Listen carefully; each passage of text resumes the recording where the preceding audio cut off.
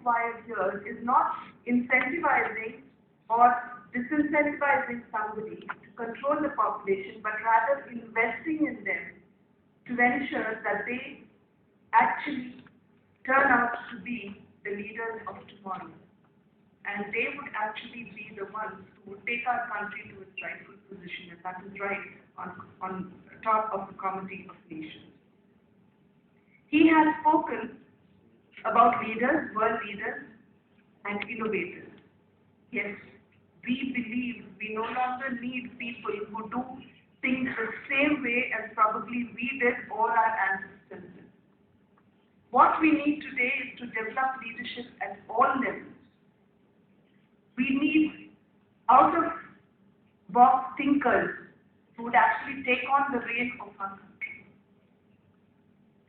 Let's not forget that we do have in our history people whom we can take as strong examples. We can talk of an M.S. Swaminathan who actually brought in the Green Revolution. We can talk of a Sam Pitroda who brought in the telecommunication revolution. We can speak of one Mr. Sridharan who made the Konkan Railway a reality. Now these are leaders. Why do we not think of them? Why do we not talk of them? Why do we not want our future generations to emulate that? These were people who not only did things differently, which brings to my mind the words of management Guru Shiv Khera when he said, leaders do not do different things, but they do things differently. And that is exactly what these leaders had done. They had done things differently to make a difference to society, to make a name for themselves, and to make a name for our own country. So, I think history is full of examples. But however, let us not forget that in our quest for innovation, in our quest for technology insertion, we must not lose the humanness in us. He touched the chord right when he said that technology probably is separating us from the humanness that is required to be. This brings to my mind the story when I was little, which was related to me by a cousin of mine who was coming from, who was settled in the West, but who had come down for his holidays. When he said there was a case that was happening in the US at that point of time. There was this young child in a class who was actually sending, I think through his mobile, he was actually sending SMS, a kind of an SMS to all his, rather not an SMS, but rather a video clipping about his teacher who was actually teaching in his class. And it was a porn. It was a pornography which he was sending about his own teacher. When the teacher realized, because she saw the kids giggling, and when she walked up, she saw the students sharing this on the mobile phone, when she had actually filed a case against this little kid in the court. And then the case went on for quite a few days, a number of days. And finally, the judgment that came on was that the parents of this child and the other child, two children who were involved in this, need to actually apologize to the teacher and pay her compensation for the damage that they had done to her reputation. Which is when the teacher said that I do not want any damage, any compensation to be paid to me as damage, but rather I would want this case to be highly publicized so that children would realize that they are losing the humanness in them by keeping so much in touch with technology that they even forget that they are hurting the sentiments and the reputation of the other people. So I think this is very important, a very important message that Dr. Pritam Singh has sent out today. In our passion, in our obsession for technology insertion, let us not lose the humanness that we need to have. We need to take the multitudes of people along with us who are waiting to be equal and productive partners in our country's growth and prosperity. And it is definitely imperative on us, it is our onerous responsibility that we give those children given an equal opportunity to play in ensuring that they become productive partners in our country. Therefore, I think it's important when we listen to leaders talk about inclusive growth, inclusiveness, that we need to take the multitudes of these children along with us. Innovators is another thing that he had emphasized on. Innovation is definitely important today. Out-of-box thinking is what we are waiting and we are looking forward to. Innovations are definitely happening in our country. When you look at the pharmaceutical industry, probably a few years ago, the pharmaceutical industry was actually buying known molecules from foreign companies. But today we have at least a dozen of our own pharmaceutical companies who are investing in research and development, inventing their own molecules. Just not in pharmacy, but also in many other sectors. I think the wheel has turned a full circle. You take the automobile sector, for example. 50, 60 years ago, probably it was the British Morris Officer that was sold to the Indian roads as the ambassador car. But today, it is the Indian Indica which is sold to the London roads as the City Rover. You look at what happened probably a few months ago when we inaugurated the low-cost tablet Akash.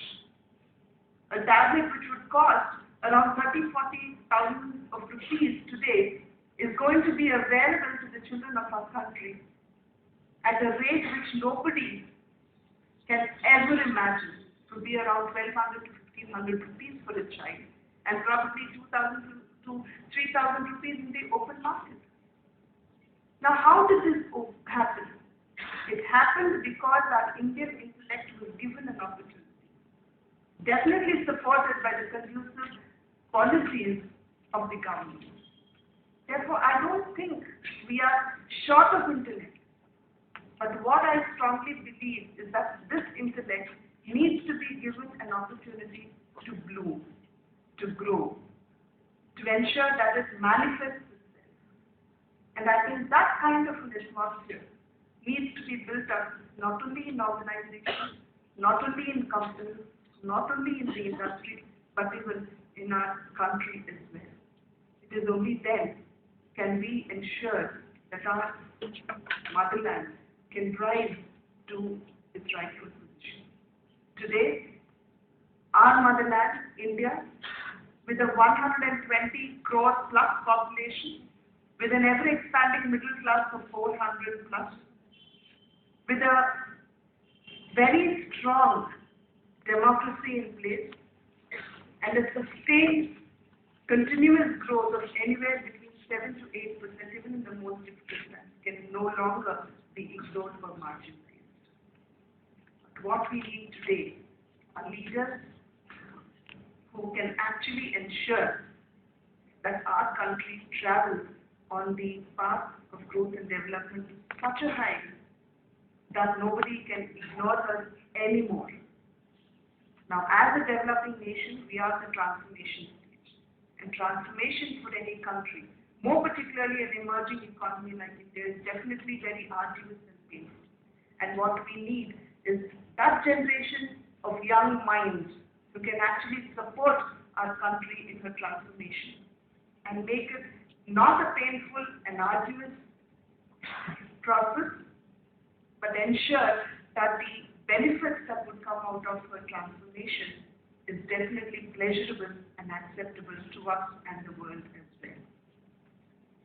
There is a very interesting incident which a friend of mine had encountered when he was actually on the committee when he was interviewing candidates for the position of innovation officer. HR managers are what are called innovation officers today. And this was in a blue chip industry. And as the candidate walked in, he asked the candidate who was facing him as to how he would brand India, because the candidate was bragging on his capabilities on branding various consumer articles when he said, okay, come on, tell me, how are you going to brand India today? He was bored, he didn't understand, he didn't have an answer, and he was searching for an answer when my friend giving him the cue said, if the United States of America is to call itself the land of opportunity, somebody ran India. And you know what his reply to that was? He said, if USA is to brand itself the land of opportunities, I would call my motherland India the land of ideas.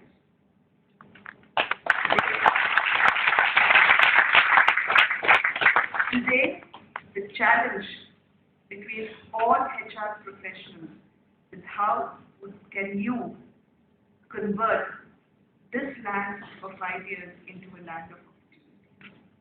And definitely, we are assured that with bright children like all of you seated before the dais, the dear students, who are going to step out of the portals of institutions, you will ensure that you would make this dream a reality for all of us. And I would like to congratulate Geetam for having supported the NIPM in actually conducting this conference here today over the past 2 days.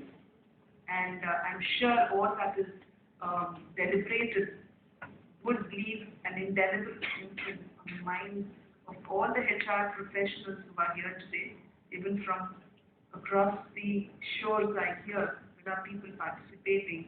So I'm sure this city of destiny would leave an indelible print which you would not forget and would also help you in actually going forward in your profession.